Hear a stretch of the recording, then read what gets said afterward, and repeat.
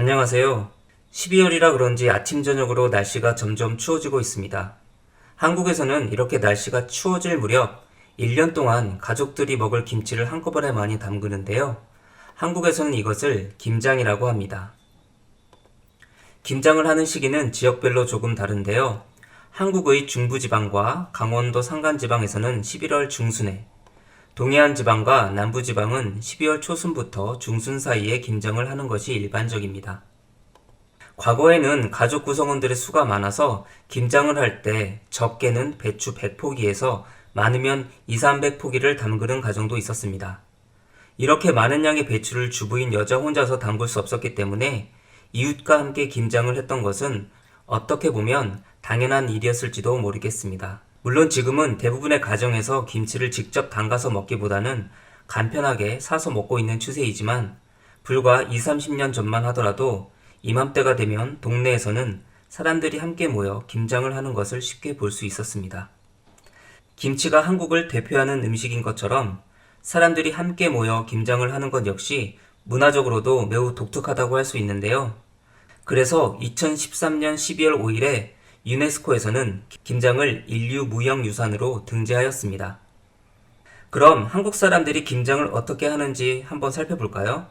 먼저 김치를 담그기 위해서는 재료가 필요하겠죠. 오늘은 여러 김장김치 중에서도 가장 일반적이라고 할 수 있는 배추김치의 재료에 대해 알아보겠습니다. 배추김치 재료로는 배추, 무, 대파, 쪽파, 양파, 미나리, 배, 고춧가루, 마늘, 생강, 소금, 멸치액젓, 새우젓 등이 있습니다. 먼저 김장 순서를 크게 나눠보면 배추 절이기, 김칫소 만들기, 김칫소 넣기, 저장하기로 나눌 수 있습니다. 먼저 배추를 소금에 절이기 위해서는 배추 겉의 지저분한 이파리를 벗겨내는 것이 좋습니다. 그리고 소금기가 배추 깊숙이 스며들게 하기 위해서는 배추를 반이나 4분의 1 크기로 자르는 것이 좋습니다. 배추를 자를 때는 먼저 끝부분을 칼로 자른 뒤에 나머지 부분은 손으로 찢듯이 가르는 것이 좋다고 합니다. 배추를 반 또는 4분의 1 크기로 잘랐다면 소금에 절여야 합니다.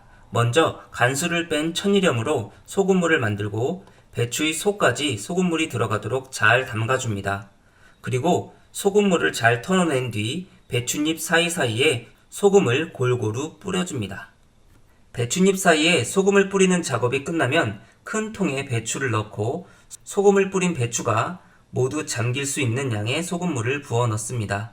이 상태로 약 8시간에서 10시간 정도 기다리면 배추 속까지 소금기가 잘 스며들어 절여지게 됩니다. 절이는 작업이 끝나면 깨끗한 물로 2, 3회 정도 배추물을 씻어주고 물기를 잘 빼줍니다.